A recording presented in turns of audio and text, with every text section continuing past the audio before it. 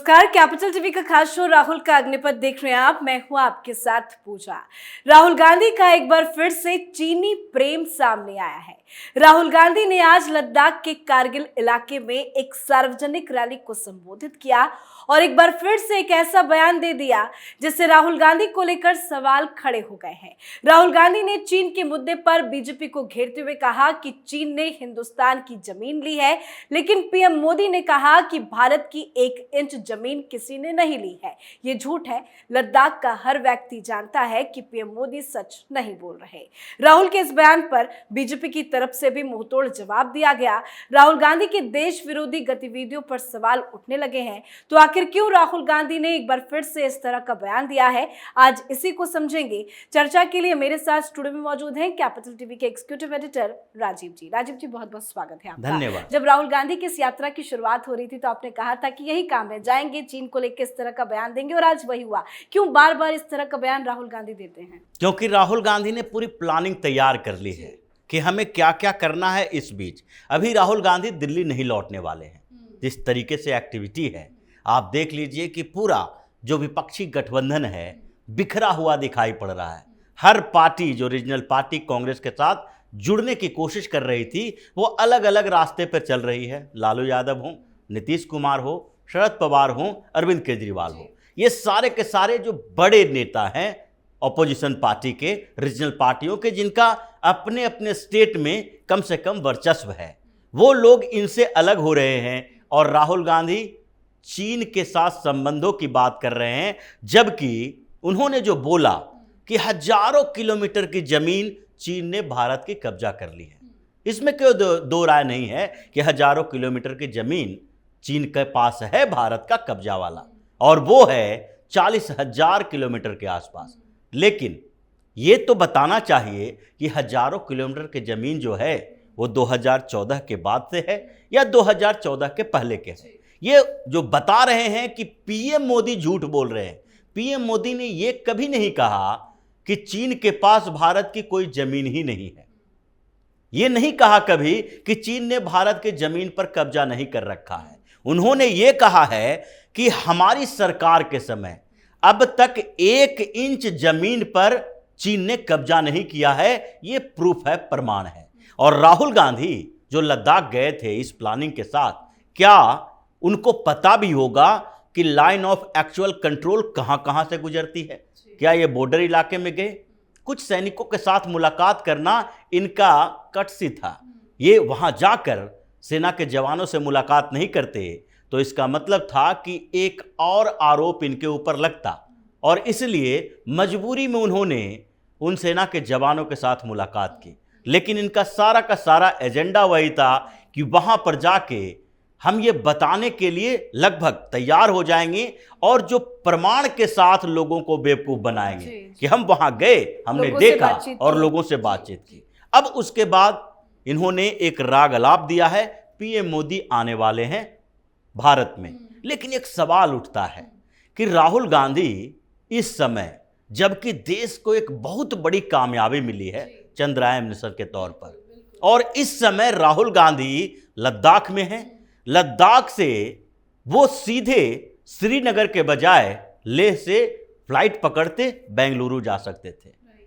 वो उनकी सरकार है कर्नाटक में, सिद्धारमैया जो सीएम हैं वो वहां पर जाकर वैज्ञानिकों से मुलाकात कर रहे हैं, बता रहे हैं कि जो भी चंद्रयान मिशन के साथ जुड़े हुए वैज्ञानिक हैं इसरो के, वो सारे लोगों को सम्मानित किया जाएगा।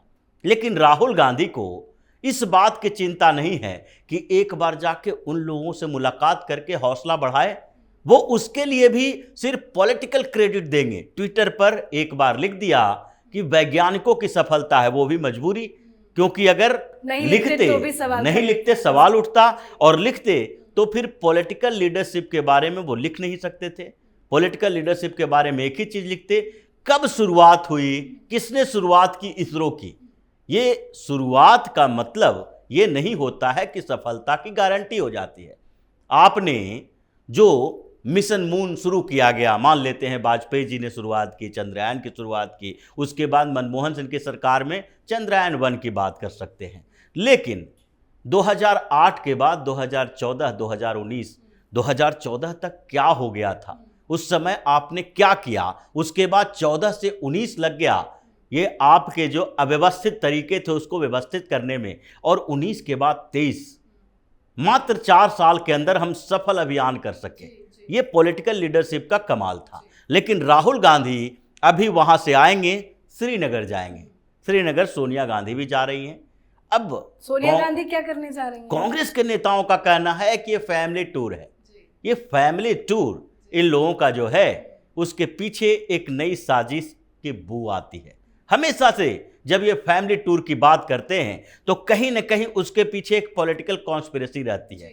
ऐसे समय में श्रीनगर जाना, जैसे लद्दाख गए, लद्दाख से जाने के बाद वहां पर जो बार बार इन्होंने जिक्र किया, वही बात का जिक्र किया कि चीन ने भारत की जमीन पर कब्जा कर रखा है, उसके सबूत चाहिए।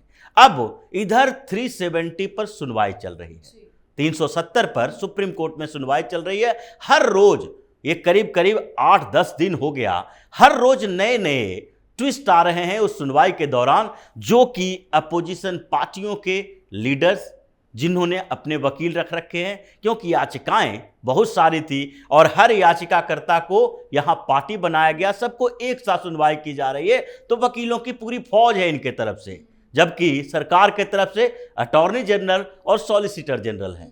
तो ये लोग जो रोज सुनवाई हो रही है, संविधान सभा का जिक्र हो रहा है, कश्मीर के कश्मीरियत का जिक्र हो रहा है, सोवरेंटी का जिक्र हो रहा है, उसके संविधान, उसकी व्यवस्थाएं, सरकार ने क्या किया नहीं किया उसका जिक्र हो रहा है।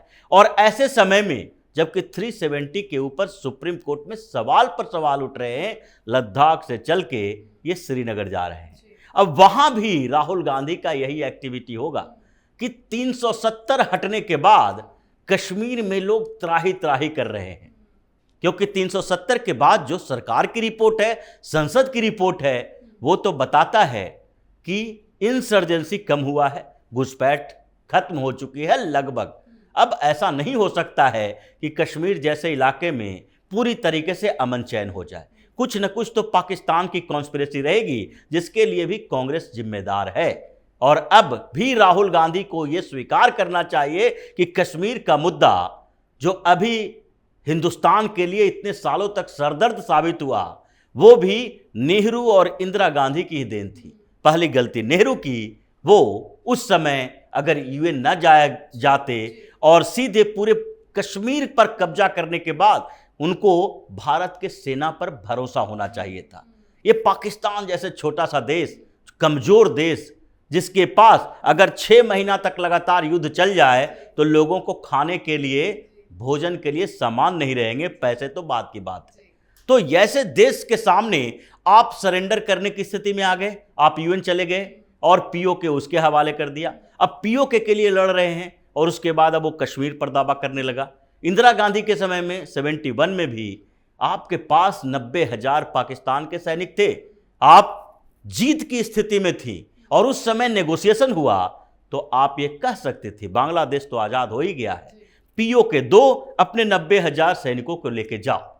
कोई नेगोशिएशन नहीं है इन लोगों की, एक ही तरीका, इस मुद्दे को जागे रहने दो, ऐसे ही विवादित रहने दो। आज उसी का परिणाम है कि कश्मीर इतने दिनों तक परेशान रहा। अब ये फिर से वही कॉन्स्पिरेसी करने के लिए कश्मीर में घुसे हैं माँ बेटे दोनों। एजेंडा सक्सेस होगा या नहीं होगा? देखिए, एजेंडा तो सक्सेस तब होगा जब इनमें क्षमता रहेगी।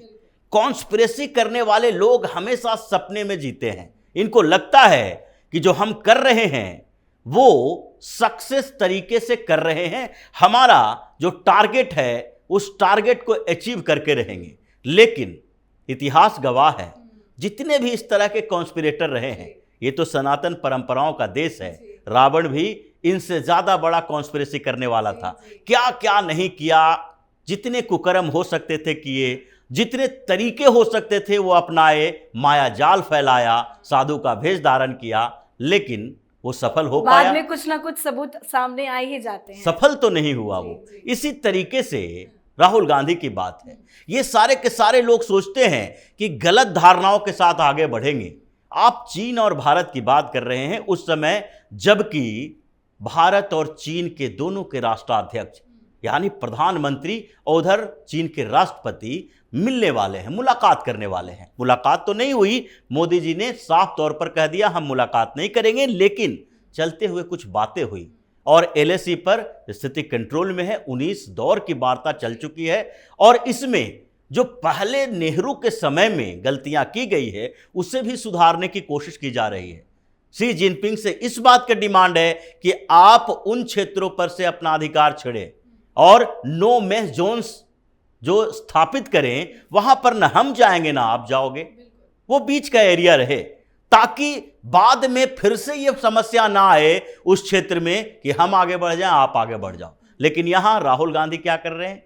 राहुल गांधी कॉन्स्पिरेसी कर रहे हैं कि चीन ने भारत पर कब्जा कर रखा है। जो राहुल गांधी चीन जाकर एमओयू साइन करते हैं और यही दोनों माँ बेटा जो कि चीन में जाकर कांग्रेस पार्टी और कम्युनिस्ट पार्टी ऑफ चाइना के बीच एमओयू साइन किया था, वही दोनों फिर श्रीनगर में इकट्ठा हो रहे हैं और वहां ये जो कहा जा रहा है कि ये प्राइवेट टूर है, पॉलिटिकल नेताओं से नहीं मिलेंगे, सारे के सारे हाउस बोट में वही लोग इकट्ठा होंगे, कश्मीर के सेपरेटिस्ट लोग। अच्छा, अभी के समय में देखिए, ये जो पाकिस्तान का नया केयर टेकर प्राइम मिनिस्टर बना है, उसकी बीवी कौन है? उसकी बीवी यही हिंदुस्तान के सेपरेटिस्ट लीडर की बीवी है।